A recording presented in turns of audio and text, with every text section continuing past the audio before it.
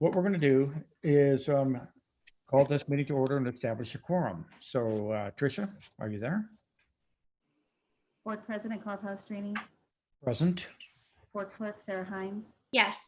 Board Member Annette Eastak,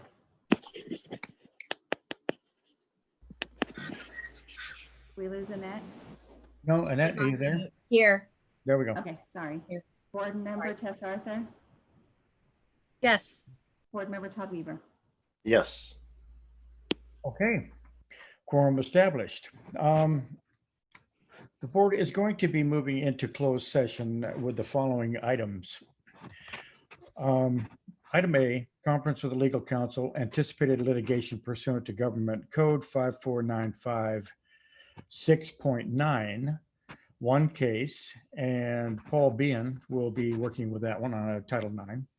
Item B, conference with the legal counsel, and existing litigation pursuant to Government Code 54956.9, subdivisions A and D1. Name of case, Shivers First Carmel Unified School District number 20 CV 001699. Item C, conference with legal counsel regarding potential settlement of special education claims against the district. There is one potential settlement based on the facts currently unknown to the potential plaintiff, and Steve Gonzalez will be handling that item. And finally, item D, public employee discipline, dismissal, release complaints pursuant to Government Code 54957. And at this point, are there any public comments on the closed session items?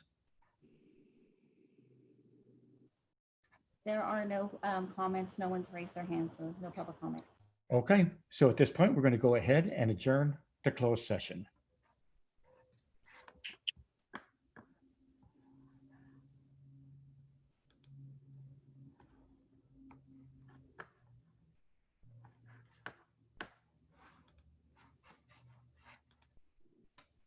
Out we go.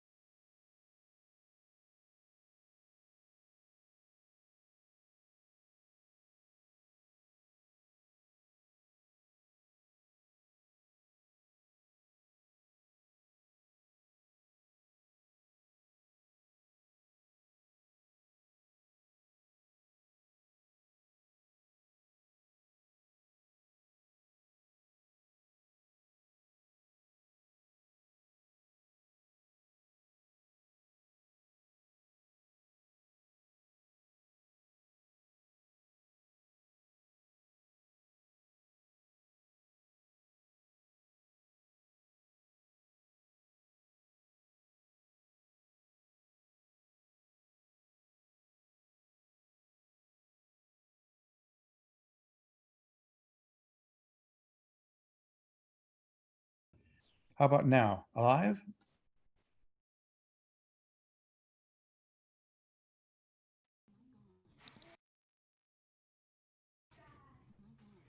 Hi, Carl. We are live. This is the open session still while you guys are in closed. Okay, so Paul, are you there? No, we're in the closed session. Oh, okay. Now, do I have to go back to that particular link? Or Yes. the same link? I have to go back to the browser then, right? Yeah. Okay. See you in a bit.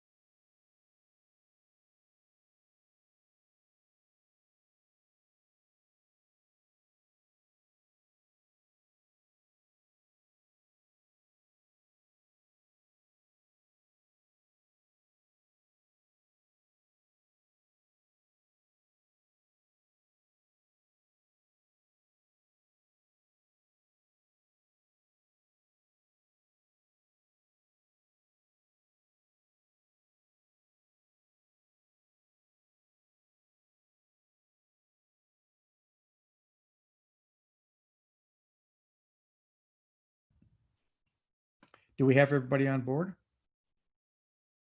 So to speak? Yes, we do. Okay, thank you very much. Okay, welcome to the public Carmel Unified School District General Board meeting. And we are just coming out of closed session where no action was taken on any of the items that were announced prior to this general session. So having said that and reconvening, we need a motion to adopt tonight's agenda. I'll So make a moved. motion to adopt tonight's agenda. Second, Okay, all in favor? we have to take roll call. We have to roll Board call? President Carl Palestrini, Yes. Board Clerk Sarah Hines, Yes. Board Member Tess Arthur, Yes. Board Member Todd Weaver, Yes. Board Member Annette Eastek. Yes. Okay, we're going to go ahead and do the Pledge of Allegiance, and I don't know if we have our Zoom flag up and ready to go, but in this case, why don't we go with Todd? And due to the lag that we will see, I'm just going to go ahead and go through it. I pledge allegiance to the flag of the United States of America and to the republic for which it stands, one nation, under God, indivisible, with liberty and justice for all. Thank you, Todd. And let's go back. We are now, the audience is notified that the open session is audio taped. At this point in our agenda, we're at item E, which is board superintendent committee representatives. I don't believe we have a student rep on board yet. Do we, Trisha Z? Not yet? Do not yet. This next meeting, I hope to have them. Okay. And then, of course, the associations, ACT and CSEA. So we're going to go ahead with that sharing. And this is about routine status regarding campus activities, meeting schedules, conferences, meetings attended, or anything that board members would like to report on. So let's just go ahead and begin with Sarah. Great. Thank you, Carl. Hmm. Good evening, everybody. I think it was in the last meeting or maybe the meeting before that, Carl, you had mentioned that the Mission Trail Lions Club had donated backpacks filled with school supplies to students in need at Trulercitos. Correct.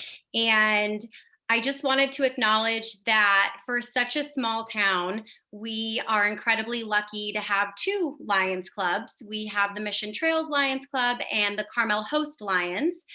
And I just wanted to make everybody aware that the Carmel Host Lions has followed suit with the Mission Trail Lions Club, and they have generously donated backpacks to our students in need at River School and Captain Cooper. There was somewhere around 80 backpacks donated, 30 or so went to River School, and we were able to give almost each and every student at Captain Cooper a backpack. And it's filled with everything that they'll need for the school year, from binders to highlighters, pens, pencils, everything. So I just wanted to thank publicly the Carmel Host Lions Club for their generosity and for doing that. I think it'll go a long way for these students in need. And since we are starting school this week, I can't leave my commentary without saying how proud I am of all of our teachers and staff and everybody in the district office. I know what a feat it was to get school started and get this off the ground for starting school on Monday. I know everybody's doing their packet pickups and material pickups this week, and things are slowly starting, but we'll be back in action on Monday. And I want to let everybody know that I'm here supporting them and I'm here cheering you on. And I wish you all a successful start to the school year. And to our parents, I know this is a fall start unlike any that we've experienced. And I just would like to let you know that I'm here supporting you and rooting you on as well. I know that it will not be without challenges, and we can get through this together. I hope you feel supported, and I hope you feel like you have all the resources that you need from your administrators and your teachers. And at this point, we just need grace and patience, and I know we can do this together. So I wish everybody a fantastic start to this school year. Carl, you're muted. Unmute. There we go. I said very well said. Thank you. Todd, how about you? Oh, thanks, Carl. And thanks, Sarah. That was very nice. So overall, I just have a few things to get through. I've met with and had discussions with a lot of the staff in preparation for the new school year. Overwhelmingly, I'd say that the attitude has been what I'll sort of define as a general excitement, right? The ability to try things within the focused direction that the district has put in place sort of welcomes that change, or is a welcome change, to say, from last year. So what our district has done is really set up enough guardrails that from our administration that it's clear that our teachers are able to feel confident to educate our students properly, and enough freedom yet to experiment improving off of that solid foundation. So that's something that I'm actually quite pleased to report on. The other thing I'm happy to report on is back in spring, I asked the tech department to really look at addressing three, let's say, guiding questions. Those were really, how will teachers communicate to the students? How will students communicate to teachers? And how will students communicate to students? And I'm very pleased to say that two of those three have been well satisfied. And I think that third one is also underway, and I feel confident. I actually wanted to take the time to thank the tech department in addressing those concerns, as well as being able to continue to address them as we iterate and improve. I also generally have enough experience to know that striving for perfection means you recognize that things are not yet there. And there's always room to do better. This is another area that I'm happy to report an optimistic outlook from our teachers and staff. Everybody's been rising to the challenge in ways that impress even me. Having students in the district also got me an extra close-up view of the immense effort that our staff is going through to be the best. I would also like to take a moment to thank all the parents who are understanding of the immense effort, while respecting that the issues are solvable when addressing them constructively. And what I mean by that is that our entire district, top to bottom, is willing to learn and improve, with the community coming together from a position of mutual respect. As I described also in spring, my number one concern was what this school year was going to look like. My concern is only now alleviated by the hard work, dedication, and continued improvements our staff has done to get us here. I would also like to take a special moment here to thank Trisha Dellis, because accomplishing a giant turnaround that you have done in leadership has a renewed energy overall, district-wide, top to bottom, that we can do this together. And that is extremely remarkable because you were tasked with something that a lot of people would see as impossible. While I do consider this a bit of a calm before the storm, I think we are as well equipped as possible to adapt and create the best possible learning experience given the position our district is put in with the pandemic and state regulations. So thank you, Carl. Well, thank you. Well said. Annette? Okay, well, thanks everyone. I just wanted to say thank you to everyone for, echoing what Sarah and Todd have said, that, what a start of this school year. It's crazy that we're starting this way, that we ended the way we did last year, but I want to thank everyone who's been involved. Certainly all of our employees and our students who have had to bear with all of this, and our community members, and especially the parents, because you're part of our teaching staff now, and that's so difficult. And I appreciate what you've been doing, and we know it's hard, and we want to be back in session, as we've all said before, but we have to just bear with the situation. And I'm so glad that every report that we've had has been positive about how we've started out the beginning of the year. And it's going to be the way it is, and we're doing it together, and all of that. I just wanted to add, for those of you who don't know, that I am not running for school board again.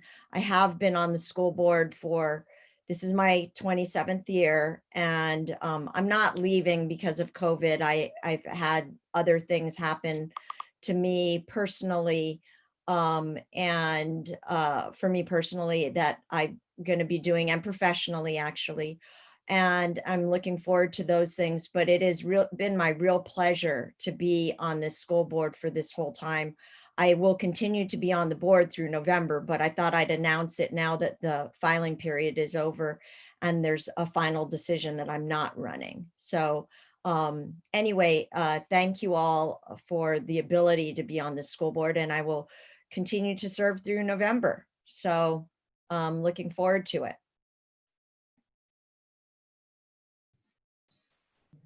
Carl, you're muted. Seems to understand. Here I am. I want to thank Annette. We've been together since all of her years on the board. Most of my time with her was as school principal, but 9 years together on the board. You will be missed.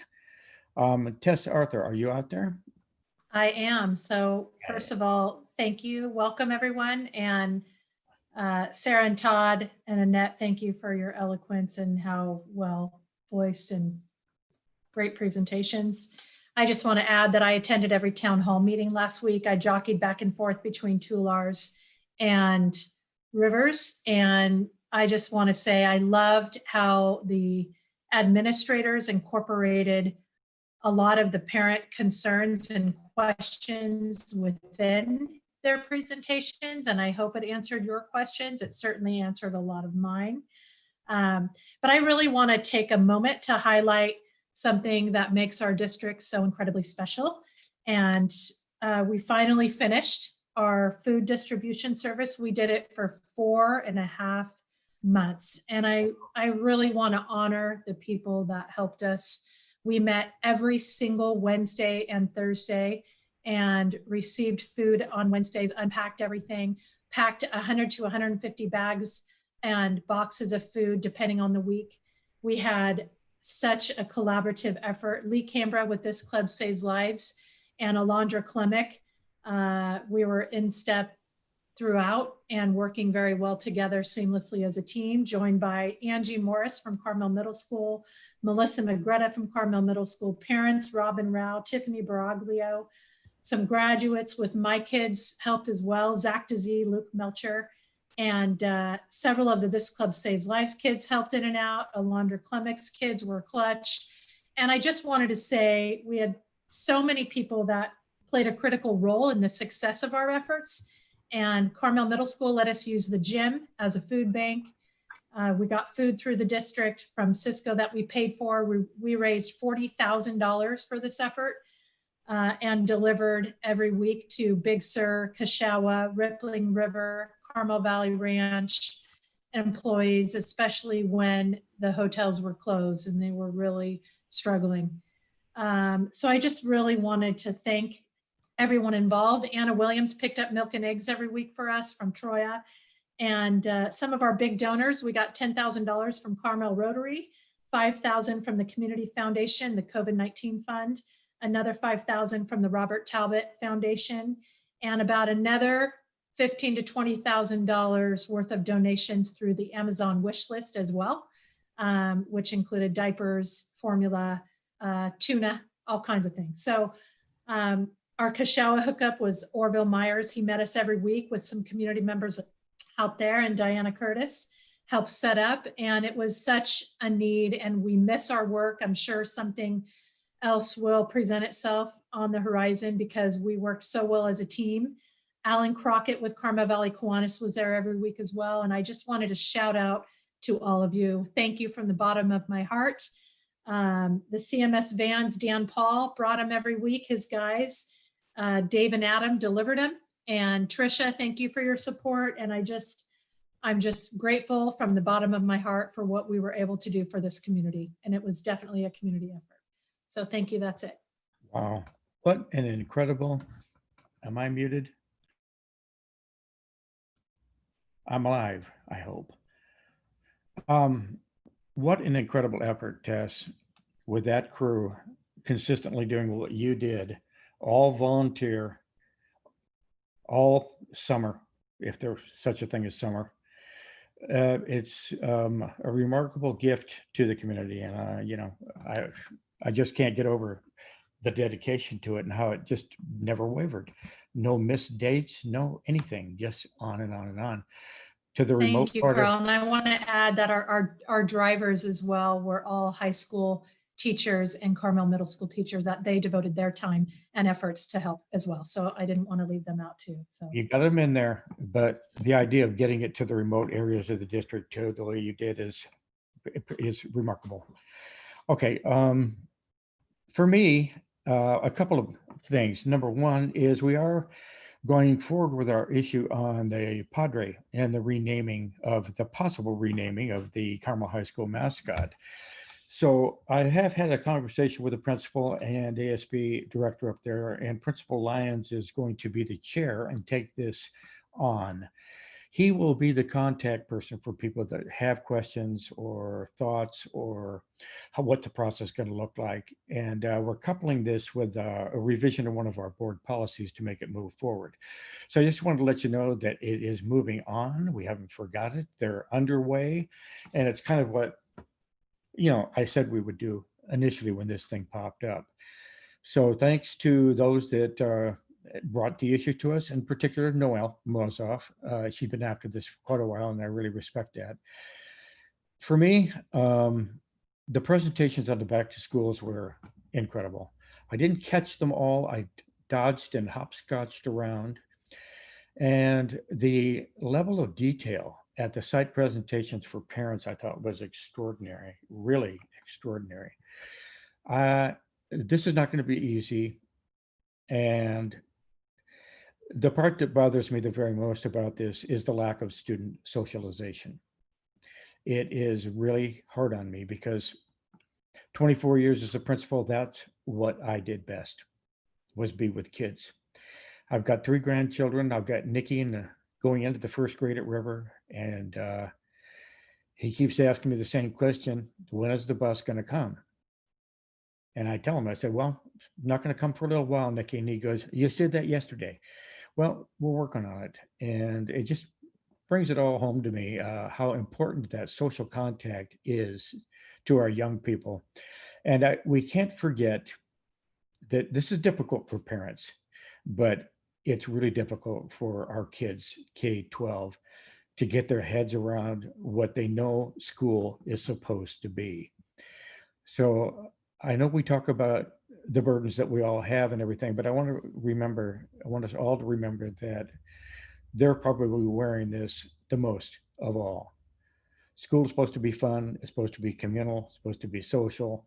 Of course, it's an academic learning environment. We all know that we have 4 stars at all of our 10 stars at all of our schools in terms of that piece of it.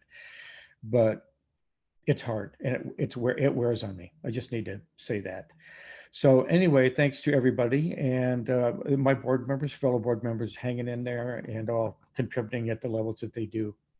So at this point, I'm going to go ahead and turn this over to our superintendent, Trisha Dallas.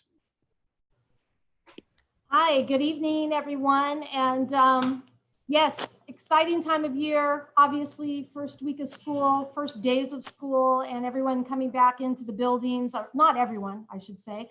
Some people coming back to the buildings, but I was able to get out and see some people. So that was wonderful, even with masks on. It's just nice to see people's eyes and feel their energy and their presence on the campus. So a lot of people out there helping, getting everything distributed to the families as they start the year. I'd also like to do a shout out to classified people. They've been out on campuses all summer, making things happen. They're in the buildings right now, helping and doing what needs to be done. That includes the cafeteria workers who have been putting out meals, like Tess and her group as well, pushing out and making sure that kids were fed this summer. Our teachers obviously doing a lot of training and getting up to speed, work in progress, right? Learning new things, open-minded, everyone's energized, excited to get better and do better. Our district office staff who's plugging away and making sure we're getting all of our things covered there. Technology, wow, whew, that's an amazing feat with distance learning right now. Everything's about them. And so that crew has been working around the clock on the weekends, doing as much overtime as we can enslave them to do at this point in time. And then lastly, I do want to put a special shout out to the administrative council group, the leadership of the district. I've been in my position for 3 months, and in that amount of time, we've been able to come together in a very positive way and to, gel, if you will. We are working really well together, and they put in a tremendous amount of extra time this summer to make everything come off in a very positive way this week. And so a shout out to my team, my administrative team. Love you guys. You guys are awesome and you've rocked it. So thank you. Thank you, Trisha. Let's go with, I hope I'm not muted. Am I live? I'm live. Okay. Let's go with Sharon Carpenter and CSEA representation, California School Employees Association. Okay, thank you, Carl. Bud Libby's usually the one who speaks for us, but it's his birthday, so I have the pleasure of speaking tonight. I would like to start off by saying how much we have appreciated working with Annette Ustek as a board member in our district for almost 27 years. Annette has worked with us during negotiations in many other capacities. We have enjoyed a mutual respect for each other throughout the years. We will continue to work with Annette for the next 3 months, and we wish her all the luck in her next endeavor. Our classified employees are looking forward to coming back to work in whatever capacity is necessary to help the district. However, they do have concerns regarding the eventual reopening of the district and how it will be handled, as everybody else does. Many of our employees have continued to work since COVID first began in March. They have worked extremely hard to make the district a safe place for everybody. We want to thank these employees and are ready to move forward in the new year. Thank you. Well said, Sharon. Sharon's, for you that may not know her, longtime employee of the district and a longtime friend, a bus driver extraordinaire. So thank you for stepping in for Bud Libby. Okay, at this point, we have ACT Representative Bill Schreier. Bill, are you there? Yes, good evening, everybody. Bill Schreier, President of the Association of Carmel Teachers. I'll start by acknowledging Annette. She made the announcement to the staff Monday, a week ago, I think now. And as I said then, we're very grateful for all that you've contributed and supported everyone in the district, whether students, staff, faculty, what have you. And I'm sure we'll have an opportunity at some point to celebrate your next adventure. So, and personally, I have a lot of gratitude for you because the mock trial program is where it is because of your strong support. I want to talk about Link Crew because I witnessed something today that I really want everyone to hear. Link Crew, for those of you that don't know, is the program where upperclassmen at the high school are put in teams of 2, and then they're assigned, in this case, 8 freshmen as their crew and help them make the transition into the high school and then presumably support them throughout the year. Carl well knows that when Link Crew came to Carmel High School, it transformed the culture. You could see it in so many measures, the impact. Bullying went down, grades went up. It just was amazing. And of course, Lee Canberra started the program. It's funny, if you find something worthwhile in the district, Lee's fingerprints are probably on it. At any rate, this year it was on Zoom. And imagine that, a couple of students trying to onboard freshmen who are in various stages of stress, confusion, anxiety, and maybe just kind of like not wanting to go along with the program. And so that's a big ask, and you never know how it's going to be. And because it was on Zoom, teachers were asked to host Zoom sessions because the students didn't have the requisite privileges required to do it. And I had the pleasure of hosting a Zoom session with a couple of students who I actually know. I taught them as freshmen, 2 fantastic young women. And this is what I saw. Their 8 freshmen showed up. They were warmly greeted. There was music playing, very upbeat. And shortly into the undertaking, one of the leaders' technology started to fail. I watched as the other one seamlessly picked up the operation and deftly handled the freshman while her counterpart figured out a way to fix it and then returned.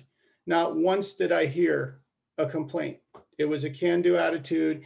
And honestly, I don't think the freshmen were any wiser as to what happened. It was amazing to see, but that wasn't the best thing that happened. At the end of the program, as everyone was saying goodbyes, obviously their goodbyes obviously a lot closer than they had been at the beginning. And we're talking about 45 minutes because obviously Zoom can be exhausting. One of the leaders said to one of the freshmen, you know, don't worry about your schedule, we'll look into it. And I could see the look on that freshman's face because all of a sudden she lit up, she had a smile, she said, thank you. And I was really curious. I mean, it's amazing to see. And the freshman left and then we debriefed. And I, you know, was basically amazed at what I'd seen. And I reflected that back for them. And then they said, Mr. Schreier, what should we do about her schedule? Which also struck me because they offered support, not even knowing what to do, rather than just say, oh, go figure it out on your own. And so I told them, you should send an email to her counselor. You should copy the student on that email. 5 minutes after they left the Zoom, that email hit my inbox because they copied me as well. And 5 minutes after that, the counselor responded and said, I will take care of it immediately. So what did I see? Collaboration at the highest level, resilience, initiative, problem solving. I mean, just go down the list of the things that we hope our students will learn and practice. And this was not part of a prescribed curriculum. They just stepped in and did it. And as we talked about it, I tell you, my eyes fill with tears because it was an amazing thing. These things happen routinely in our district. They don't necessarily get the attention because it's just happening organically if we only give the students the opportunity. I'm glad that I saw it. I'm glad I was able to share that with you. Thank you. Very well said. And let me add that Bill makes a good point about Lee Camber's fingerprints, not only on the inception of Link Crew, but also this club saves lives at Carmel High, which is acclaimed statewide. It's an incredible thing. And, you know, you get people that integrate themselves with the culture of the school community, and they don't always get the recognition that they deserve, because Lee is one of those people that kind of puts it all out in front for the kids to be the ones that get the credit. So that is something that I have known for a long time. It does need to be said. The other thing too, I think people need to remember is even Bill Schreier, you know, he does have a regular job, folks. I mean, he is an instructor at Carmel High School, and somehow he, as in the maelstrom and the eye of it, as the ACT president, which I must say is a thankless job, because that's a big job in itself. And that's gratis to the instructional staff. And so I tip my hat to Bill on that one. Okay, I think at this point, we are ready to move to the open forum, unless I've missed something. No, you're right. Open forum if everyone's done. Excuse me? You are correct. Open forum. Thank you. As you know, the open forum is for the opportunity for community members to speak on items that are not on the agenda. And typically the board is here to listen. And I think we're back to a mode where I can do a much better job of that. I am not the most technically inclined board member, and that would be an understatement. So, you know, I know we've had some problems with in the past and not being able to estimate the size of the audience. So I just want to make it clear that we're past that, and we really do want to hear what you have to say. The other thing I need to say is an awful lot of people get in touch with me directly out there in the community, not at a board meeting. They call. And when they call, I call back. There's no time in between. You can do that with any of our board members. You need to know that it's not just an avenue of waiting for an open forum. So having said that, let's go ahead and see, Trisha, if we have hands up. You do. You have Jennifer Metcalf. I'm going to allow her to talk. Jennifer, when you get in, Jennifer, if you'll unmute yourself. Okay, can you hear me? Yes. Thank you for hearing my question. I have one child at Tularcitos, and this question is for the board. I would like to know what happened with Superintendent Barb Dilvarga and why she was asked to step down in this very crucial time in Carmel Unified School District. I would further like to mention that the district will continue to pay her for another year at the rate of almost $300,000 a year, all the while paying a new superintendent during that same time at a rate almost that much. And I say this with no intended disrespect to Superintendent Dellis or to any of you. However, when you talk about budgeting issues, these financial decisions by the board don't make sense. In addition, a lot of people, including myself, thought Barb was doing a lot of good. I feel that you have a responsibility to the community to explain this situation. Thank you. Thank you for your input. It is a personnel matter, and we are very limited in what we can say by law in regards to a question like that, but we do hear you. Trisha? Do you have other hands up? Well, I had Jill Lewis had her hand up, and I've asked if she still has a question because her hand is not up any longer. So, oh, here it comes. Okay, Jill, I'm going to allow you to talk. Please unmute yourself when you have a moment. Hi, thank you. Jill Lewis. I just wanted to say thank you to the parents because I know this was extremely stressful, and I'm just so happy that, you know, we all wanted to go back to school at one point, and then when the coronavirus hit, we all didn't want to go back to school. And I know by the end of July, I was terrified for teachers and students to go back to school. But you know what? Like, we stuck together. I know a lot of parents that dropped out for private schools and they were nervous. They didn't know what the schedule was going to be. They didn't know what it was going to look at like. But I just want to tell all the parents that we are here together, and we know how hard it was, and we know there were a lot of unknowns, but we love this district. And I know you're all trying as hard as you can, and I know it's not perfect, but I know the teachers are trying as hard as they can. And to keep everybody safe right now, I think we're all doing a really good job. And I just want everyone to try as hard as they can to stick it out and see how it goes. I know I got 3 Chromebooks and everything was set up great, and it was super easy to sign on to all of our meetings, and our teachers were all very responsive, tons of emails for the past 24 hours as we tried to set these books up. And so I just like really appreciate that. And then I just wanted to thank Annette, because I know, having been a public servant myself, like it's a tough job, and a lot of times you get a lot of flack, but like you're doing a lot just to make your community better, and you've just worked so long for this district, and I just want to thank you. And I also want to thank Tess, because I mean, I'm so glad that my friends in the Valley told me about you and told me to vote for you and told me all about, you know, what a great person you are, because what you pulled together in the past couple of months is just absolutely amazing. And it's so wonderful for our community. So I just want to say, I'm so glad that I voted for you, and I'm so glad that you're there. Also, my question is a little bit on the budget too. I just wanted to understand, I saw the budget the last meeting, and it looked like we were going to be in a, I don't know, because it was hard to read all of the line items, but maybe 2.2 million deficit next year. And I was just wondering if you could correct me if that's wrong.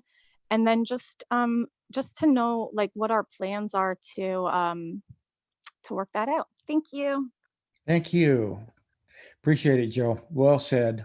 And regarding the budget, Trisha, would you want to redirect on that? Yes, I would say that, hi. I would say that Yvonne has some budget updates tonight that might clarify that a bit more. But if not, we would encourage Jill to reach out to us so we can have a direct conversation regarding the budget. Thank you. Trisha, Z, do you have others? There are no others in the queue at this time for open forum. Okay. Thank you very much for those contributing. We appreciate it. We're going to move from the open forum to the consent calendar, item 7 on our agenda. All matters listed under consent are considered to be routine, and the board has had an opportunity to review and ask questions. So at this point, does the board have any questions or any comments about the consent agenda? Carl, I don't have any questions, but I would like to acknowledge a few really incredible donations that we received. These are tremendous, given that these are very trying financial times, and I'm so proud that our community can always come together and fill in any gaps where there's a need. So I'd like to acknowledge a donation of $1,000 to be used for art supplies at Carmel High from Dean and Janet McCaffey. And I'd also like to acknowledge another donation for art supplies for Carmel High School from Rise and Rome Bakery and Pizzeria, the Greg On and his family, for $4,560. That is, both of those donations are very generous. And the last but not least generous donation is from the owners of Carmel Bell, Megan and Logan Rasmussen, for $1,100, also to be used for art at Carmel High. So thank you all so much for your generosity and your support of the art program at the high school. We appreciate it. And I'd like to add, I'm going to pile on to you, Lee, because I hope you're listening out there, but I just want to say thank you to This Club Saves Lives, who donated 55 noise canceling headphones to Captain Cooper. So thank you, Lee, again for leading the charge and assessing needs in our district. And Still there? I think Tess cut out a little bit. I think. oh, I'm sorry. Did I cut out? I just was Just at thanking the- Lee. Just at Did the you end. hear me? Okay. Yeah. Thank you, Lee. Okay, regarding the consent agenda, if there are no questions, is there a motion? We may have a revision there. I have a motion to adopt the consent calendar, but I'd like to remove item B, as in boy. Okay. So maybe we can, Trisha Dellis was going to, I think there was a specific item under B that we were going to pull. Is that Yes. correct? I have been in conversation with our new Chief Human Resource Officer, Craig Chavez, and he would like to do the honors this evening. Okay. Oh, Craig, we can't hear you. You're not on mute, but we're You're not on mute, but your volume is low.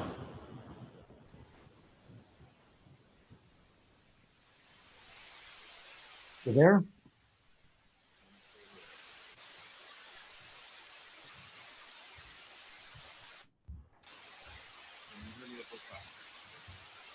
Okay. Very staticky. I'm gonna jump in. Go ahead. Craig. You fix your side, Craig, before we get to your other item, and I'll take this one for you.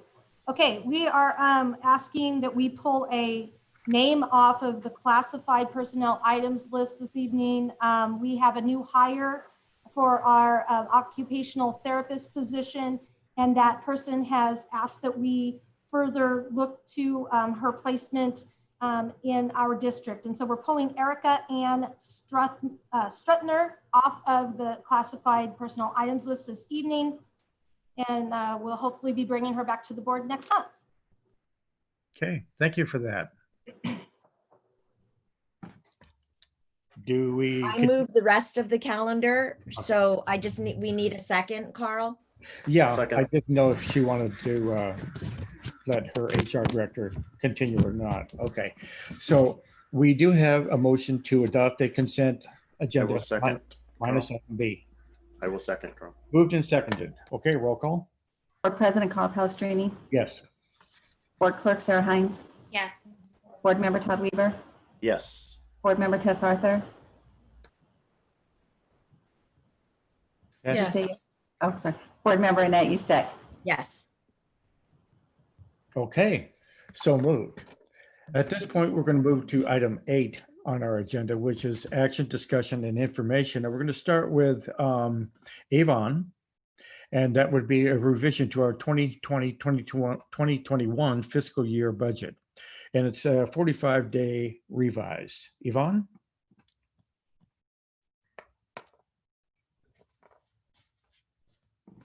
Are you live, Yvonne? Yes, can you hear me now? Yes. Thank you. Okay, so we are required to provide a report to the board within 45 days of the governor signing the budget to report changes that are significant from the governor's May revise. So on the first page of the report, we have highlighted some global points as it relates to the state budget. If you recall, the May revise painted a very gloomy financial picture for schools. But when the state budget was signed by the governor, there were improvements. But even though there were improvements, there were deferrals were also enacted. So I won't read the bullet points to you, but I want to focus on deferrals for just a minute. Deferrals are late payments to districts that are needed because the state anticipates that it will not be able to meet its funding commitment to education. Deferrals let districts budget for more than the state can provide in cash. So the results in districts is that you can go ahead and budget more, and you go ahead and you book that anticipated revenue, but it leaves the district cash poor. So the state lets you budget the higher amount, but they don't send the cash to support that. So with a basic aid district, we've talked about this a little bit before, we are not as affected by deferrals because most of our cash flows twice a year. We get our biggest cash twice a year, once in December and again in April, May, and then also in June. So, but every year between the month of November and December, our cash also becomes critically low. And because some of our funds may be deferred from the state, we may also need to participate in a short-term pool to get us through 1 month where we may be short in cash. I've been participating in multiple presentations that have been provided by our advisors like CASBO, School Services, and also one that was a really great presentation by the California School Finance Authority to learn about our options for short-term borrowing. So every year, Carmel schools, we've always had to watch the cash between November and December, but this year I think it's going to be even more critical. So I'm working on that issue. Page 2 of the report provides a summary of additional funding that has been allocated to the district to help mitigate the cost to schools related to COVID-19. So it was a very pleasant anticipated funding that we anticipated getting, and sure enough, it finally came through. So the funds are one-time dollars and should only be used for one-time purposes. Yvonne, can I just interrupt for a second? Can we get Pancho to scroll to page 2, please, for the viewers? Thanks. Thank you. So the funds are one-time dollars and should only be used for one-time purposes. We only just recently received the information, and the county also recently made the resource codes available for budgeting. So there's some work that has to be done before we actually bring a budget to the board. Once we identify how the funds will be used, and there's some guidelines that go with how we can use those funds, we will then identify purchases that have already been made to support distance learning and other expenses, and also determine where we need additional support. As an administrative team, we will target expenses mostly related to technology and professional development for both teachers and classified staff that support the educational process. The PPE, protective equipment, busing related to distance learning to support students with greater need that we're already working, that's already going in the works. Childcare for staff and special education accommodations and the challenges that we'll have with food services, and providing meals to students that are free and reduced, and also those students that may also like to participate in our food service program. So page 3 of the report, if you'll go ahead and scroll to page 3, shows the changes to revenue of what I just described in the first page and the second page, and how that affected us, with a brief summary of the change for each line. So it describes there out to the side what the change in funding was. And so you'll see on this revenue page that we part of what changed from the May revise to the time that the governor signed the budget was that they did restore that reduction in LCFF. Now LCFF isn't a huge revenue source for our district, but it does come out to be $1.6 million. So some of that was restored. You'll also see there on other federal revenues. So this funding that we're receiving from the state is almost completely federal revenue. And so it is a restricted fund. And so you'll see that there's 984,475 and an additional 216 that's flowing through the state, and also Senate Bill 117. So the total of that is a little over $1,369,000.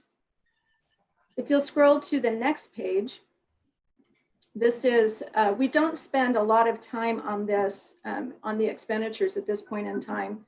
The business office is extremely busy at this time of year, just closing our books. And the regulations recognize the work that is required in closing the books for the prior fiscal year. And so they just require us to give a brief update to the board on what's changed. So in this report, you do not see those new funds budgeted, but we did add some adjustments to facilities for some funding that we inadvertently missed. And so we had to increase the budget for some of our facilities budget. And so you'll see that that's what those increases are.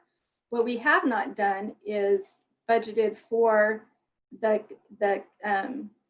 ESSER funds that were received from the federal government.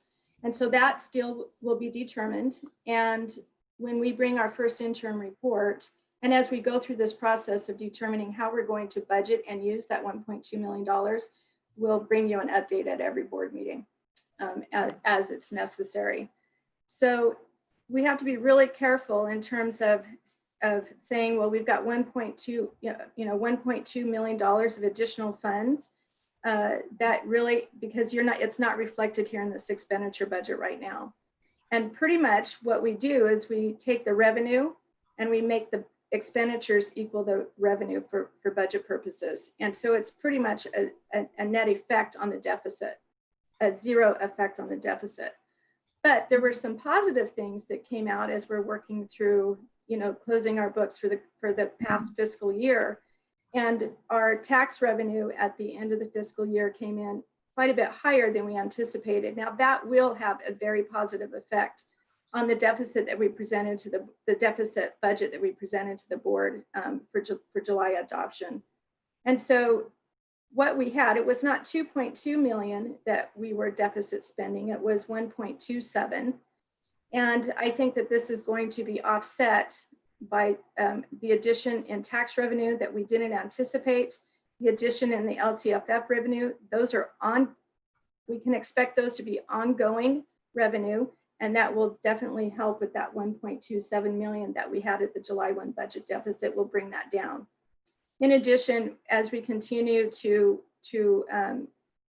get all of the budget items clarified, if you recall, we do a budget a year in advance, and so generally we do better than what we budget. We tend to budget conservatively, and so I anticipate that we will do pretty well by the time this is all said and done. Do you have any questions? I have a question, and I apologize for not asking this ahead of time, Annette, but because it just occurred to me. So thinking about the free and reduced monies that we get from the state, can we anticipate more funding during this distance learning model for busing and extended hours of staff? I was curious, do we follow the real estate market? I mean, are there indicators for an even brighter future? I mean, I know that real estate sales have been extremely high. Tess, You're muted, Tess. I thought I had thoroughly asked my questions. I'm having Wi-Fi issues at home, but did you hear my questions, Yvonne? It was pretty difficult to hear. Oh, I'm sorry. Okay, so the first one was about monies received for free and reduced lunches. Okay. Are we anticipating getting more funding because now we have to deliver those lunches and it requires extra longer hours for staffing? So I'm curious if there will be, is there an anticipation of getting more reimbursements from, how closely do we follow the real estate market? Because right now, I know, for example, at the preserve, home sales are off the charts. So I'm just curious, what are our indicators for anticipating even more money from the tax roll? Right. Yeah, those are great questions. So the free and reduced, we do not anticipate receiving additional dollars from what the free and reduced numbers drive. It does drive federal funding, but that's already set. So if we did in fact go up in our free and reduced numbers, and we tend to stay pretty steady, and we're around 17% free and reduced, it doesn't give us additional funds. If it would for the food service program, where we get those USDA reimbursements and also state reimbursements. So as our free and reduced numbers went up, then, and we were feeding more kids that fell into that category, then those reimbursements would also increase. And that actually is helpful to the program. Does that answer that part of your question? Yeah, it did. I guess my bigger question is, right now we're having to deliver those free and reduced lunches. Right. Oh, sorry, there's my dogs. Right, and we always have had to deliver those. Tess, I'm sorry.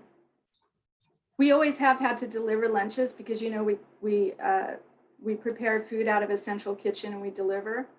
But this is quite different. You're right. This is very different. And so those federal funds from the ESSER funds and the CARES Act,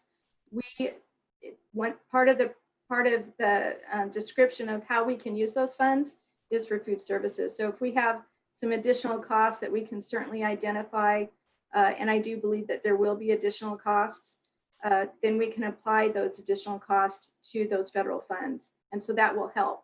That will help the general fund, where if we didn't have those federal funds, the general fund would have to absorb those costs. Okay.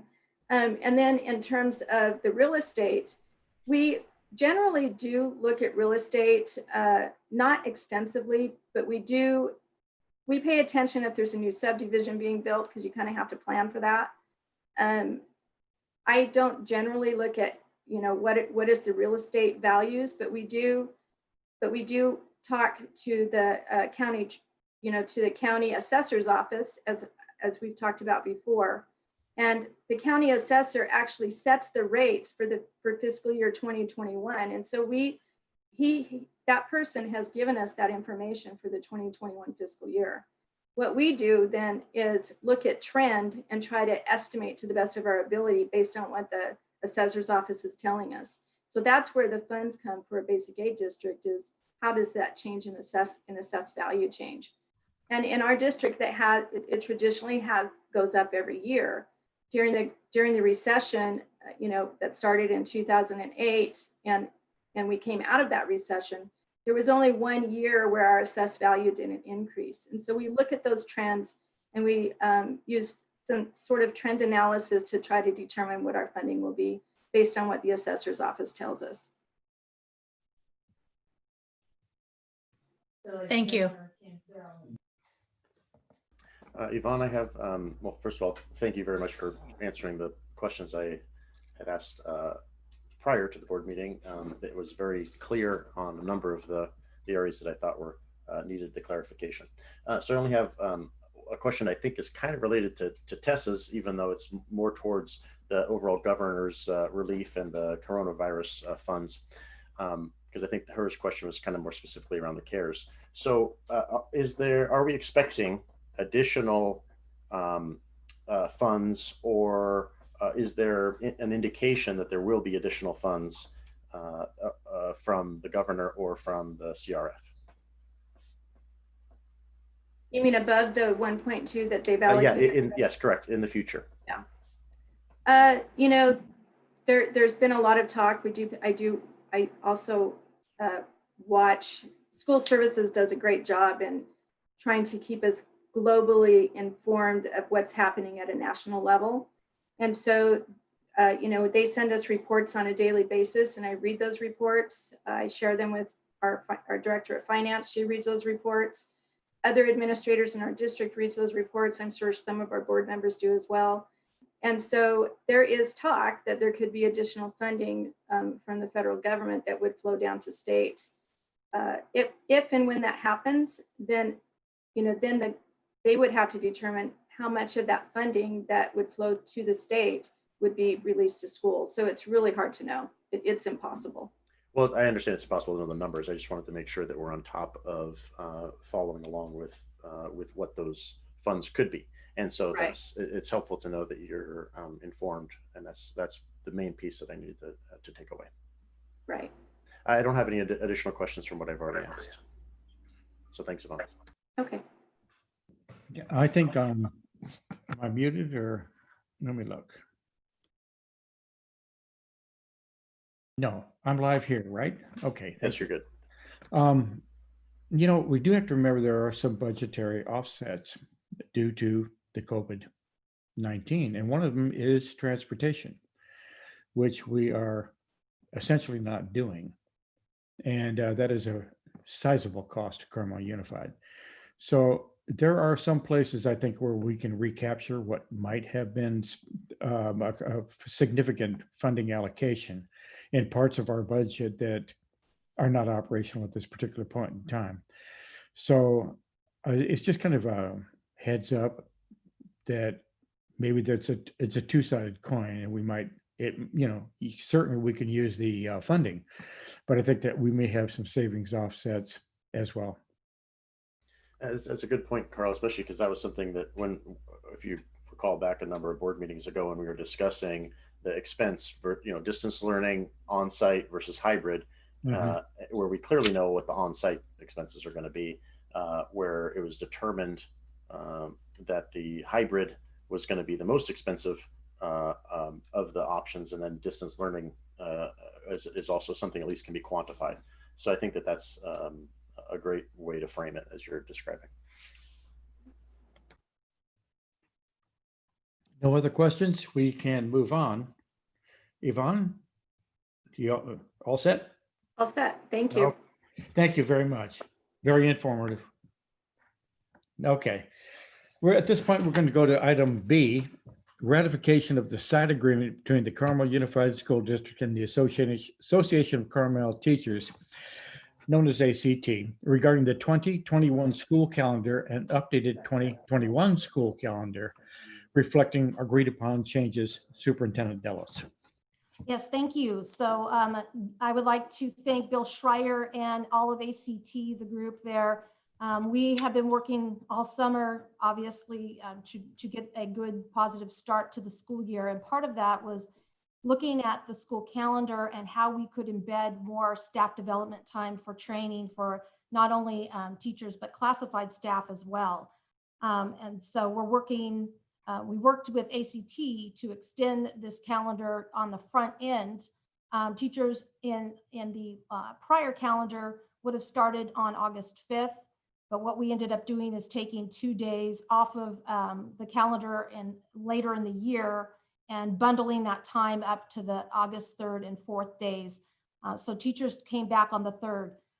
The reason that we put together a side letter of agreement was that we were still working on our MOU at that point in time, and we were desperately wanting to get the message out to teachers that they were going to be back to school on Monday. And I believe this was a Thursday.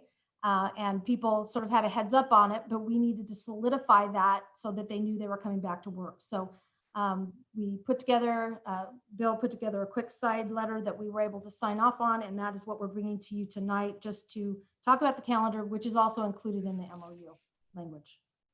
So I'm asking that you approve the side letter of agreement between CUSD and ACT. Okay. Before we get to the motion, Yep. I did want to at least commend both Bill and Trisha because this is what generally is called solving for yes, and this is one of those areas that is really impressive to see that you both got together and tried to solve for yes, which is how is it that we can front load the training that's necessary to actually adapt to what we're dealing with distance learning. And that's something that even though it's just one simple motion and vote, it actually carries with it significant weight in the overall leadership that you both have. And I think that that's really important to note. Yeah. And I Thank you, think, Todd. Amen. yeah. Thank you, Todd. And I would just like to say ditto.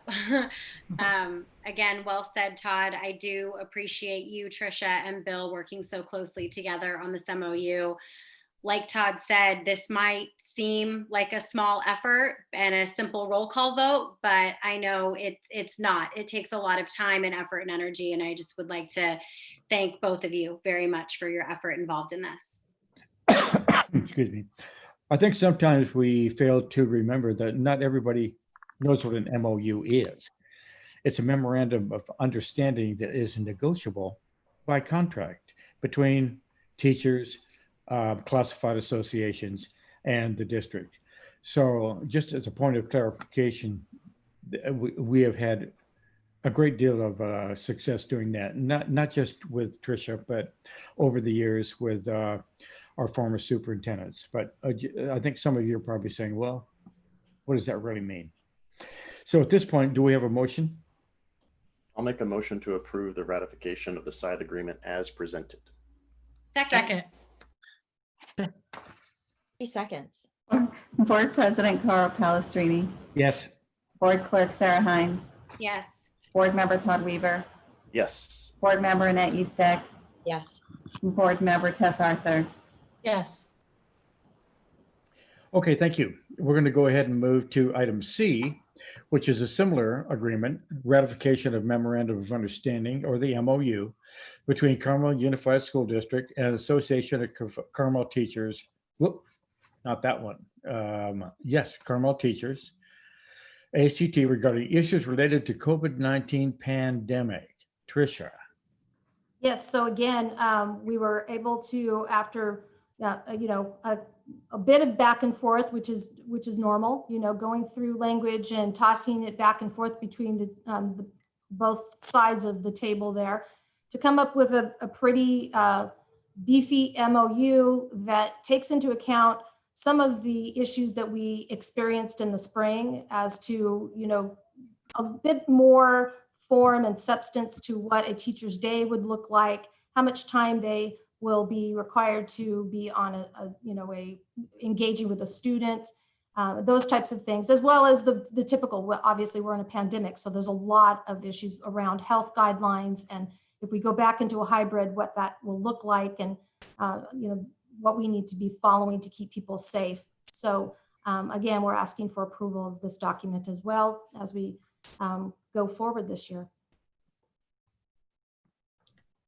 I appreciate what Todd said before. I didn't add on for certificated, but same thing here with classified staff, and they've been our frontline workers, being in our schools while everybody else has not been there, and getting them ready and all of that. So I really appreciate everything that the classified staff as well has done for us. I mean, it's an unusual year, and we've been very lucky that over the years we've had such good relationships with all of our employees. And I'm going to jump in, Annette. I may have confused you. Both of these documents are for the teachers. Oh gosh, I thought it was I thought there was a classified one too.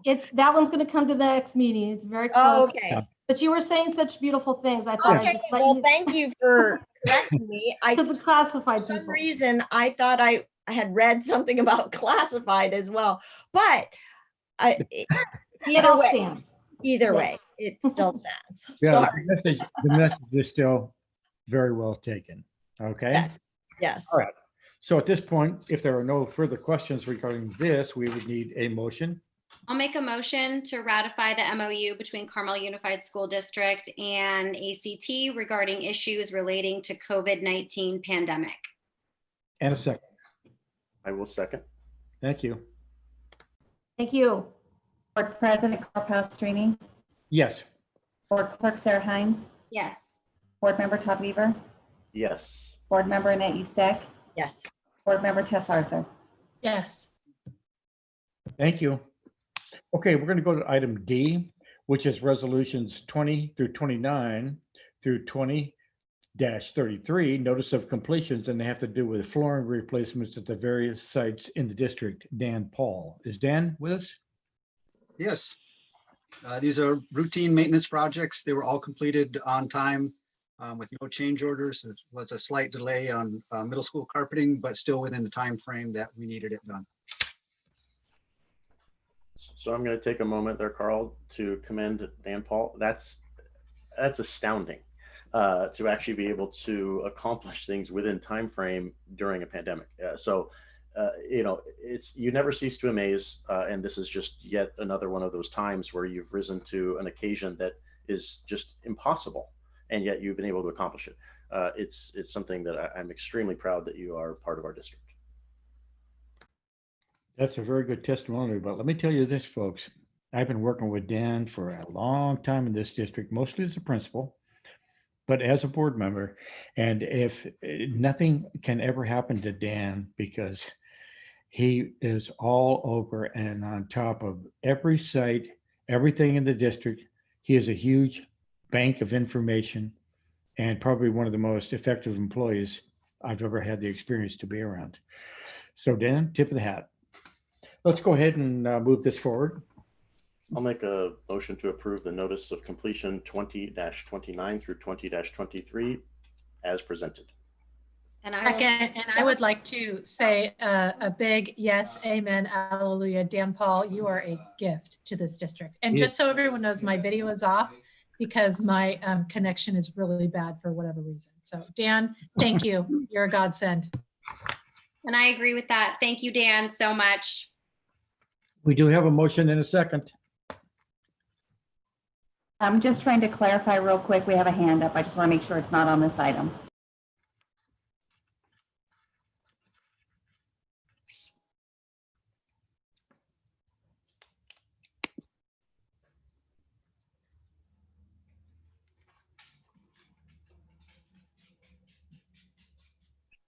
So it's not on this item. They're now raising their hand for the last item. I'll address that in a moment. So Board President Carl Palestrini. Yes. Board Clerk Sarah Hines. Yes. Board Member Todd Weaver. Yes. Board Member Annette Eastek. Yes. Board Member Tess Arthur. Yes. You want to go back on the other raised hand on the is an issue that we've already addressed? I'm going to defer to you and the board as to what you would like to do. Well, I would say that if she raised her hand during the MOU discussion and we didn't catch it, I would hear it. I did not see it at the very end, but I am trying to do a lot of different jobs, so I could have missed it at the very end, but I did look before you took vote and I did not see it, but she is saying that she did. Let's go ahead and see what she has to say.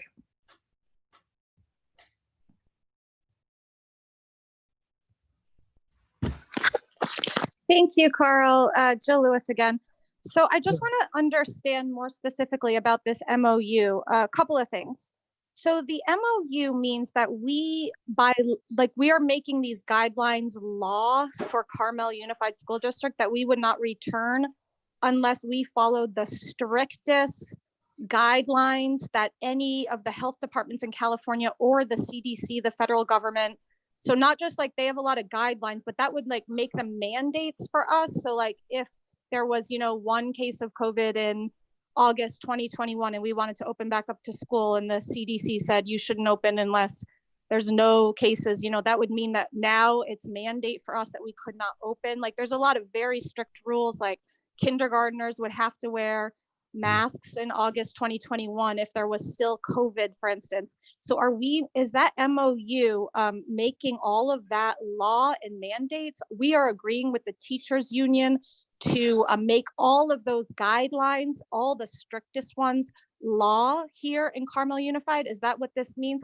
And then also, I was just wondering, is everyone signing an MOU with their teachers union in all the districts in America or in California or nearby?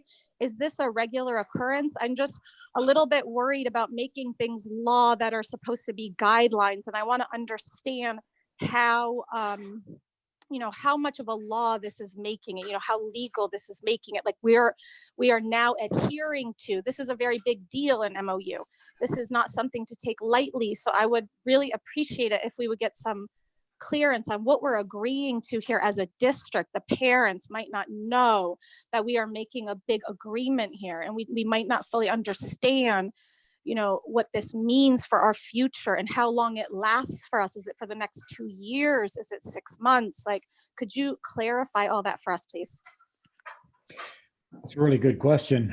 It probably takes a somewhat lengthy explanation, but I think our superintendent is probably best to explain the legal parameters of the negotiation process, and what we're doing is being done statewide in California. I'm not sure what happens in the rest of the United States, but I don't know if Trisha wants to add anything to this, or you'd rather maybe just comment. Sure. No, I would love to add. Yeah. MOUs are extremely common when you work with your unions. We have a teachers union, a classified union in our district, and they're a common tool that you use when you want to come to an agreement of on a topic or topics outside of or items that are related to your contract language. So in this current situation, all throughout California, in our neighboring districts, all throughout California, people are negotiating language because of the pandemic. And with that, the language is largely about health issues, but it's also about distance learning and about structure and form of teachers' work days and those types of things. And so what we are doing typically is changing what exists in the contract for the current situation. So yes, hopefully you can see it, and you can see the copy of it, because it lines out exactly what we've agreed to. And it goes till the end of the year. And so, yes, it is a document that is very common. And Jill, again, I would love to meet with you offline if you want to talk more about the process that we go through as far as working with unions in California. Yeah. Can I just add something, Carl? Since although it's unusual to have back and forth. Correct. Go ahead. Just to give some context, LA Unified, the largest district in the entire United States, just came to their agreement as well, and it was announced. This is very common to be done. It's, maybe not 100% of the districts in California will do it exactly the same way, but this is super common. And LA Unified, as I just said, just came to their agreement as well, and it was announced today. So yeah. I just want to give some context to what we're doing. I work with districts all over the state, and this is being done throughout, and including the districts who are the largest as well as the smallest ones around. It's very common. Well, let me add to that real quick. San Jose Unified just completed their MOU with their teachers association. So, but I think in fairness, it is a good question. I think parents really don't understand how the interaction between teachers associations and districts work. So I think it's fair. But I also think it's worth those that are interested, and Jill is clearly one of them, to come in and explore just how that process actually works and what our legal requirements are. So Carl, she's wanting to raise her hand again and come back in and talk more. I don't know how you want to handle this process, so please just advise me what you'd like me to do. Same issue? Yes, she wants to respond. Okay, let her. Go ahead. Go ahead, Joe.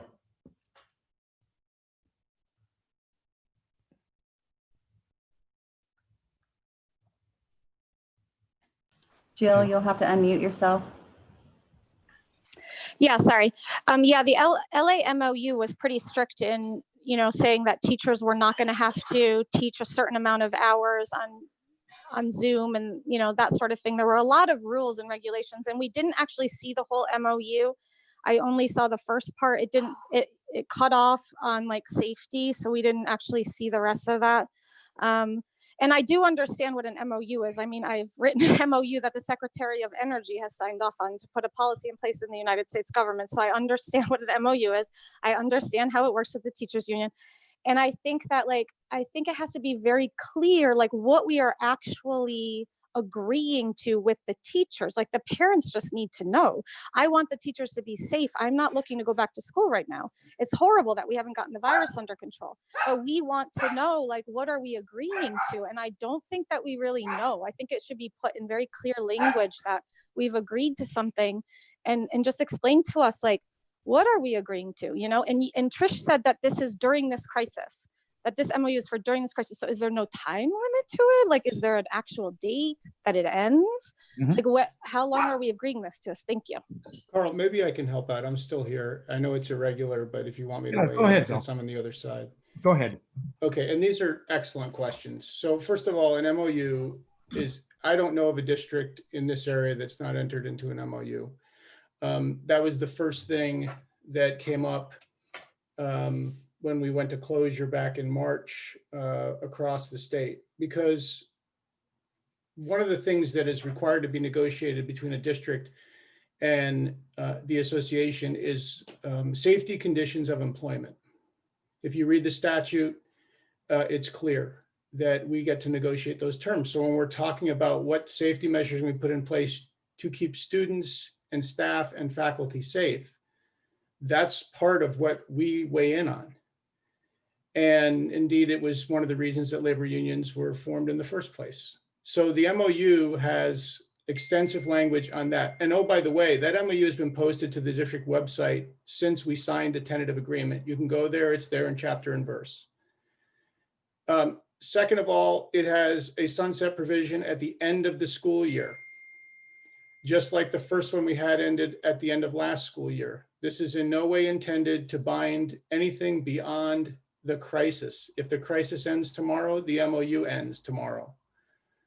But I would say 75% of it is about safety conditions of employment. Other portions are in there that give very specific guidance to teachers about what the expectations are, because really, as I mentioned at an earlier board meeting, we were kind of told in 3 days, get out there and teach without any guidance. And I know that a lot of people, rightly so, thought there should have been more guidance. This provides very detailed guidance. If you read it, you will see that, down to how much percent of a period of instruction needs to be synchronous, face-to-face in real time between teachers and students, which, by the way, is also in SB 98, the statute that governs a lot of this. So I think if you read it, you'll see that the concerns that came up in the last MOU are addressed, and the focus is on safety and providing more guidance, and to parents too, to know what is exactly going to go on in the classroom. If you read it, you can see it's there. But they're excellent questions. Somebody wants to send me an email, I'm happy to respond as well. Hey, Carl, I just want a point of order because, obviously this is a little bit going off the rails of the agenda. There's clear follow-up that can happen after the board meeting. The MOU has been posted publicly. We've already reviewed it. We've already voted on it. So I think the point of order would be to be able to proceed on with the agenda. Can you hear me? Yes, Carl. Okay. I've somehow lost my video, which I will put back. It's on. It's on. I'll tell you what, I think that the point is a good one, Todd. And I think that Bill's remarks are also salient in terms of explanation. But my recommendation would be for Jill to come in and talk to the people that are putting these MOUs together, and just to get a better understanding. So at this point, I think we have gone ahead and we've heard the concern and the questions. So I'm going to go with that recommendation. Come on in, Joe. Come down to the central office or anyone you want to talk to about the specifics. And they are very good questions. Okay, at this point, in the agenda, trying to figure out exactly where we are here. You're on item E, resolution There we 2034. go. Now we're already a resolution, and thank you. Number 20 through 34, CCDC, that's a Child Development Center. CSPP 930803 amendment, and this would be from Blaise DiGirolamo and Laura Dunn, the director of the center. Yeah, hi Carl, how you doing? Good, thank you, Blaise. Yeah, this is just one of the many adjustments to our agreement with the California State Preschool Program as their funds change, and as people don't participate or numbers change in different districts, they take those funds and then they reallocate them back out to all the participating districts. And so oftentimes, and you've seen this over the years, in the last 7 years, we'll have probably 2, 3, 4 of these a year where the value changes for a reimbursement from the state. And so that's what this is. It's simply an increase in funding from the state for our California State Preschool Program. Any questions? Thank you, Blaise. If there's no questions, I'll go ahead and make a motion to approve resolutions number 20 through 34, CCDC CSPP-930803 amendment. Second. Okay, moved and seconded. Trisha? Board President Carl Palestrini, Yes. Board Clerk Sarah Hines, Yes. Board Member Todd Weaver, Yes. Board Member Annette Eustek, Yes. Board Member Tess Arthur. Yes. Item F. That would be resolution 20-35, teacher assignments for the 2021 school year. Craig? Hopefully you can hear me this time. This time we got you. Yay, all right. So as you know, the board must approve or reapprove teacher assignments for individuals who have met certain criteria but are teaching outside of their credential authorization. This is the second resolution for this year. A new need arose, and so we're asking for approval for Jake Glazier for social studies, who has completed the prerequisite 12 units and also possesses a multiple subject teaching credential. So this authorizes service in grades 9 and below. And this is done typically every year. That is correct. Let's go ahead and see if we have a motion. I'll go ahead and make a motion to approve resolutions number 20 through 35, teacher assignments for the 2020-2021 school year. Second. There it is. Trisha? Board President Carl Palestrini, Yes. Board Clerk Sarah Hines, Yes. Board Member Todd Weaver, Yes. Board Member Annette Eustek, Yes. Board Member Tess Arthur. Yes. Thank you. Nice to see you, Craig. Thank you. Thanks, Blaise. Item G, resolutions 20 through 36-36, A, C, D, and E, authorized agents for the district to sign orders. And this is in Yvonne's department. Yes, I am requesting approval of the resolutions as presented. Okay. Yvonne, what happened to B? You've already approved that one in the past. So Right. we have A through, what is it, A through H, and we brought some of those other resolutions to you previously. Okay, great, thank you. With Craig Chavez coming on board, we needed to update the resolutions where he has signature authority. Great, thank you. I'll make a motion to approve the resolutions 20, 36A, C, D, and E. Second. Moved and seconded. Board President Carl Palestrini, Yes. Board Clerk Sarah Hines, Yes. Board Member Todd Weaver, Yes. Board Member Annette Eustek, Yes. Board Member Tess Arthur. Yes. Thank you. Item H, ratification of the TIPS contract to purchase 500 Chromebooks for TK through second grade through second year.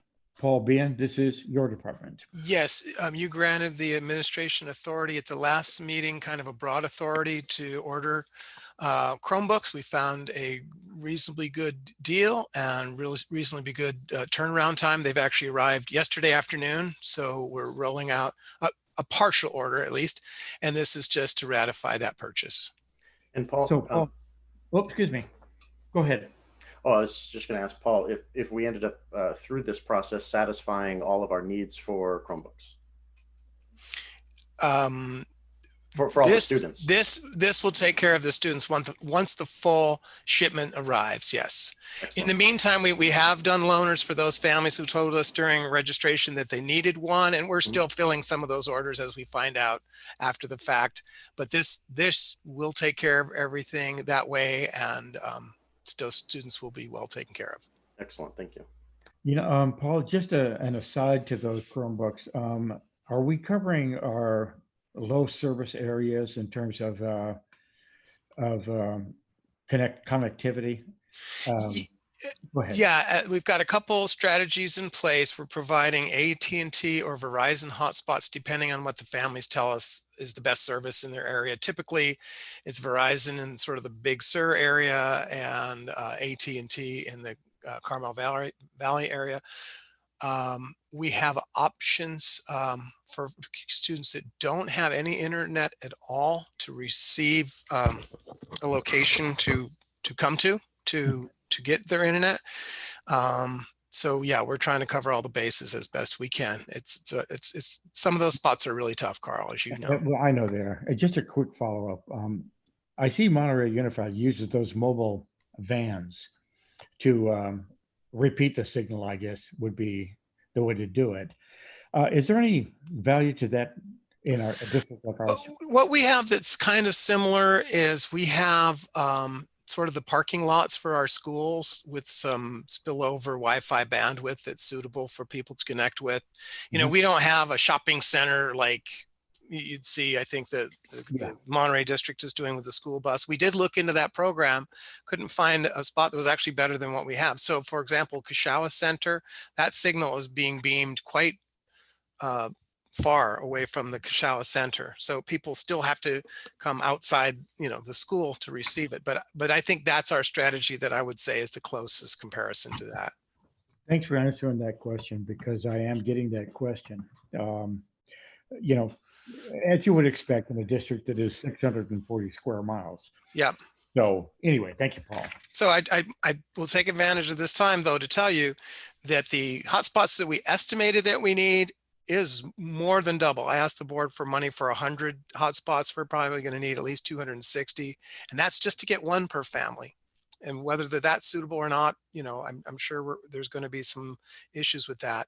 So we have gone ahead and ordered what now will total to be 260 hotspots. Wow. And so that will take care of everybody who's on my list right this minute, for at least, again, one per family. So that's where we stand right now. Let me say this, you guys have been incredible. And can I ask a follow-up question? Can you guys hear me okay? Absolutely, we got you, Tess. Okay, so my question is, Paul, how many of those kids that are requiring hotspots are we bringing into other sites for better Wi-Fi access? It's one or the other, Tess. So if the hotspots is an option, they get the hotspot. If no hotspot is an option, they'd have to come into a site. Perfect, thank you. In terms of coming into a site, if we had a significant number of students in a certain locale that is a hotspot, would we provide transportation? Yes. Okay. Trisha, Dallas, correct me if I'm wrong, but yeah, or Dan, I think that's what we're doing. That is correct. We are providing transportation. Thank you. Makes me feel a lot better. Okay, we need a motion. First, I'm going to pay you a compliment, Carl. You asked a technical question where every single word was accurate. So congratulations on that. Coming from you, Todd, it was impressive. That is huge coming from you. Well, you can also see Paul's smile. I was like, wow, that was really great. He doesn't believe it. Like, so I'll make the motion to approve the ratification of the TIPS contract. Hold on a second. Yes, that's one wrong. To purchase 500 Chromebooks for TK through second grade through second gear as presented. Second. Second. Got it. Trisha? And thank you for highlighting that, Poncho or Rob, whoever is managing. Board President Carl Pastrini, Yes. Board Clerk Sarah Hines, Yes. Board Member Todd Weaver, Yes. Board Member Annette Eastek, Yes. Board Member Tess Arthur. Yes. And I just wanted to add, didn't have time before the motion was made. Just, this is so important for us in this mode, for us in our district to pay attention to the ability, actually not the Chromebook thing so much as the following discussion that we had that was a little bit off topic, but so important and something that's been, near and dear to my heart all of the time that I've been on the board, is because we have such a large district and a very diverse district, we have to meet the needs of all of our kids. And I appreciate everyone working to make sure that that happens, even under these super stressful conditions. So thank you so much, because it does make it a challenge. And as I've said before, there are no districts anywhere near us that have the challenges that we do. We are an extremely large land area district with remote areas. And there are times when I wish we were Pacific Grove Unified with their 1 square mile. It sure makes things a little bit easier in terms of providing services. So again, without you guys, Paul, and your team, we would be in big trouble.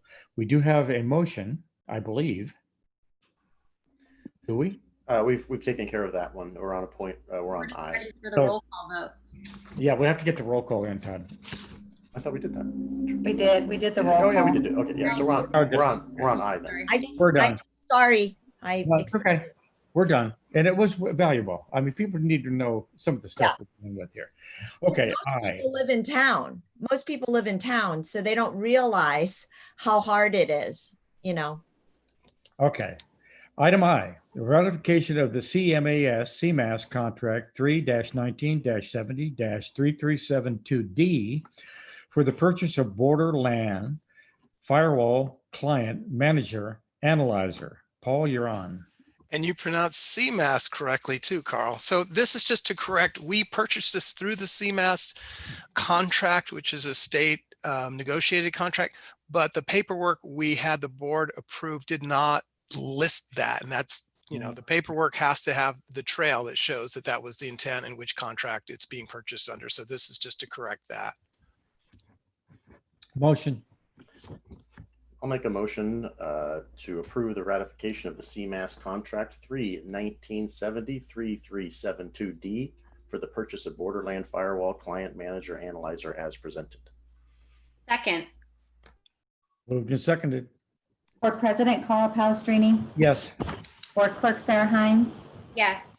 Board Member Todd Weaver, Yes. Board Member Annette Eastek, Yes. Board Member Craig, or where did he move to? Where did Tess go? Tess Arthur. Yes. Yeah, she Just might have ask dropped her. off there. She's not on video. That's, well, if she, we have No, a, I think she dropped off. She's Craig, reconnected. Craig put in her spot. That's why I'm struggling. Where'd she go? I'll I tell think you what, she's reconnecting right now. I think Okay. she's Here's coming the- back. we have a majority vote on this item. Yeah. Okay. She just So- has had really bad internet all day. She does. So let's move on. Sorry, I keep getting kicked off. Would All you, right, can you say yes? yes, please. Tess, Yes, thank you. yes, yes, yes, yes. There we go. Let's move to item J. Thank you. Item J, approve Enome Incorporated independent contract, and that would be Steve. Good evening. This is for our special education teachers and our itinerant staff. We want to do everything we can to support them in implementing the IEPs and accommodations and modifications for our students, really to continue to strive for positive student outcomes, even in this situation. So this is one product that really can assess, a student's recoupment or regression in recruitment, and also support the developmental skills and the delivery of IEP services. They use evidence-based strategies, and they collaborate with universities across the nation. So for your consideration, I think this would be a benefit for the staff and the students.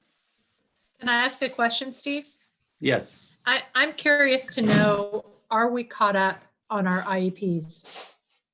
That's a great question. As of last year, when the closure occurred, everything sort of stopped at that point in time. This year, what we are doing is we do have to move forward and catch up with IEPs, annual IEPs, and triennial IEPs. For any initials, those are still on hold at this point in time. So we do have to catch up with the annual and triennial IEPs. What's the plan? So that's a great point. Right now, actually the state is developing what's called a Provisional Emergency Distance Learning Plan. And so the teachers are working collaboratively with the staff and all of the team members to develop what those services will look like for each of the students in emergency situation. And it might look different than what the actual IEP looks like because the minutes are less, we're in distance learning, so the circumstances and the context are totally different. But it really is just to continue to support the student's IEP within the current circumstance. Once we have that developed, then it will be shared with the parent. And because it's considered a natural disaster and emergency under the state guidelines, we want to partner with the parent. If the parents want to have a meeting to ask questions about how we're providing services, they can do that. So Steve, the typical duration of an IEP is a school year, correct? And then it's revisited? Yeah, the IEPs develop annually. We come back and review the IEP on an annual basis. Correct. Every 3 years, we reassess. Are we getting an extension? Is that what you're saying? Now we are not for annuals. We do not have an extension for triennials. We're going to move forward to reassess. We don't have an extension on triennials. Okay. For initial assessments for students who need to be assessed to determine eligibility, that what we are hearing is that we have to get the Department of Public Health's blessing in terms of assessing initials. And that's because those have to be typically done face-to-face and with the student. Can you give us an idea of how many students that might include that did not get the initial assessments in the spring? I do have that information in a spreadsheet. I'd be happy to get that for you after. Deal. Yeah, definitely have that. Yes, that works for you, right? Yes. Absolutely. Thank you, Steve. Okay. Okay, thank Hey, you. Steve, with the since we went down that rabbit hole, with the IEPs, are we able to do them reasonably well remote? We are. The staff did a great job. They used Zoom for their meetings. The SELPA developed a digital signature page so that the parents can sign digitally. Okay. It went very smoothly. Oh, excellent. That's fantastic to hear. I will make a motion to approve the independent contractor service agreement between eNome Inc. and CUSD as presented. I'll make a second. Moved and seconded. Board President Carl Palestrini, Yes. Board Clerk Sarah Hines, Yes. Board Member Todd Weaver, Yes. Board Member Annette Eastek, Yes. Board Member Tess Arthur. Yes. There she is. Steve, thanks for the, we bird walked a little on that, but So that's okay. it's good for us to kind of understand, the situation just a little bit better. Right. No, I agree. Thank you. The next item, K, is yours as well. Approved Presence Learning Incorporated independent contract. Yeah, so because of the assessments and the backlog that we might be experiencing, we wanted to be prepared. And so this is one of the leading agencies that's supporting districts with virtual assessments. Mhm. They also provide training. So if we needed to provide training for our staff, then we could also access them as well.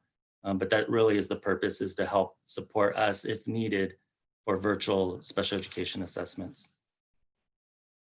perfect. Is there a motion? So moved. And a second. There it is. Board President Carl Palestrini, Yes. Board Clerk Sarah Hines, Yes. Board Member Todd Weaver, Yes. Board Member Annette Eastak, Yes. Board Member Tess Arthur. Yes. Thank you. We're going to move to item L, but I believe we have a request to pull L. Am I right? Trisha Dulles? Yes, that's correct. I don't know if Blaze wants to speak to it, but I can speak to it. Let's just be brief. It is a course that was requested by high school staff, and they have now said that they are not able to do that course this year, and so they do not need it approved this evening. Blaze, if I'm not saying it correctly, you can chime in. Yeah. Yeah, it was a course that was going to be a solution to not having labs for graphic design and photo and videos. They were going to try to combine the kids. Holly and Brian had collaborated on trying to put this together. Some other districts use this course. We were trying to do it quickly, obviously, in the COVID situation. And as they got deeper into it, they just felt like they weren't going to be able to make a go of it the way they were trying to lay it out. So we pulled it back off. Makes sense. Trisha Zervish, did we pull it from approving the agenda in the beginning? You did not pull it from the agenda in the beginning, but you can pull it now. Okay, then I'll make a motion. Yeah, I'll make a motion to pull it from the agenda. I'll second that. Moved and seconded. Board President Carl Palestrini, Yes. Board Clerk Sarah Hines, Yes. Board Member Todd Weaver, Yes. Board Member Annette Eastak, Yes. Board Member Tess Arthur. Yes. So moved. And maybe there will be a time when this course can be offered. That sounds like in person. Okay, we are at item M, corrected 2021 salary schedule for classified management. Yvonne? Yes, we had brought this salary schedule to the board and it was approved on June 24th. We later realized that there was an error in the schedule, and so that has been corrected, and I'm requesting your approval of the revised salary schedule. So moved. Second. Moved and seconded. Board President Carl Palestrini, Yes. Board Clerk Sarah Hines, Yes. Board Member Todd Weaver, Yes. Board Member Annette Eastak, Yes. Board Member Tess Arthur. Yes. Okay, thank you. And now we are at item 9, which is board operations and information only. To request an item, visit the website and submit your request. Future topics, we have quite an agenda of future topics in place. Is there anything that anyone would like to add? I would actually like to add just a conversational board meeting to address some things in the future. So. Well, Tess, you know I'm for that. Right? I know you are. Yeah, I'm just happy someone else could lead that discussion.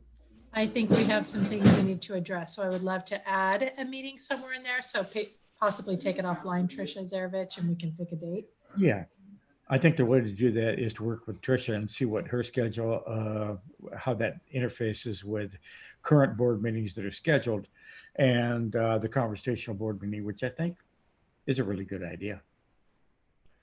Thank you, Carl.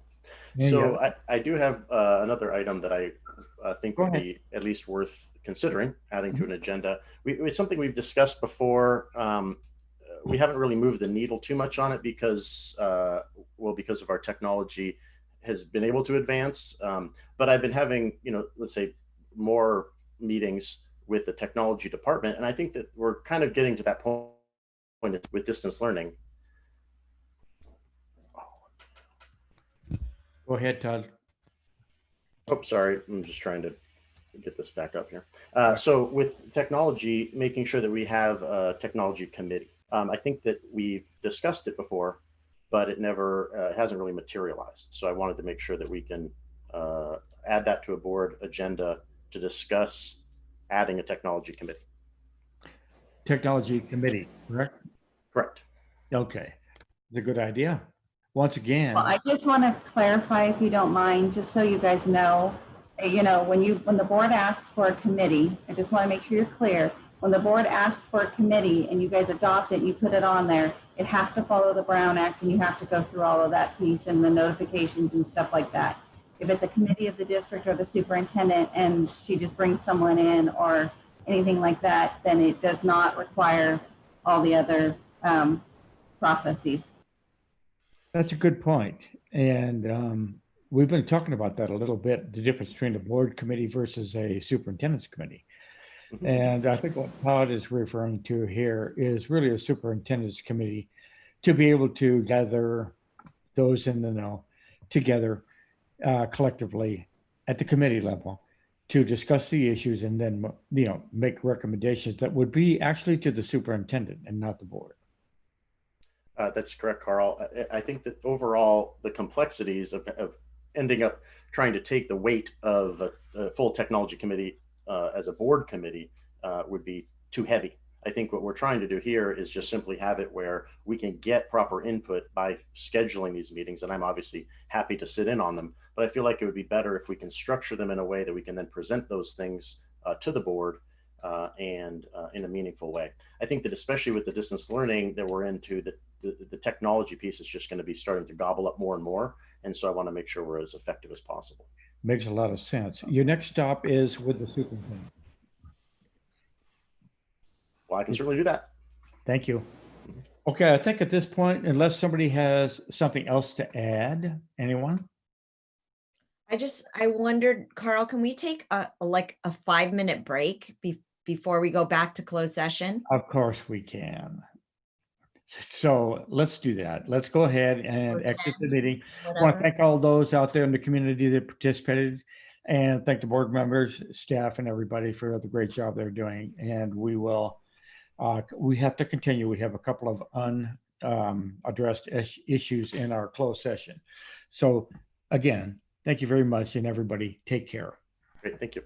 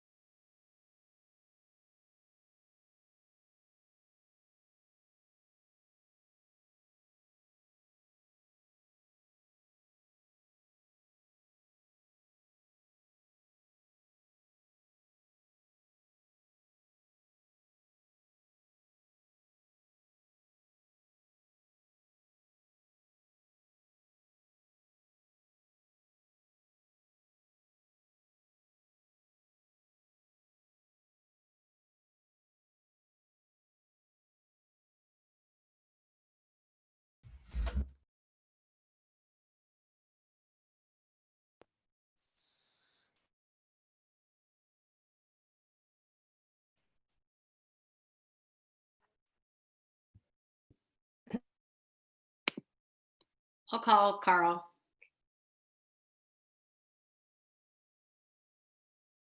Carl is taking care of himself. You look at him connecting right now. There he is. He's just That muted. is the fastest. I'm impressed. Record time, Carl. You are muted. Of course.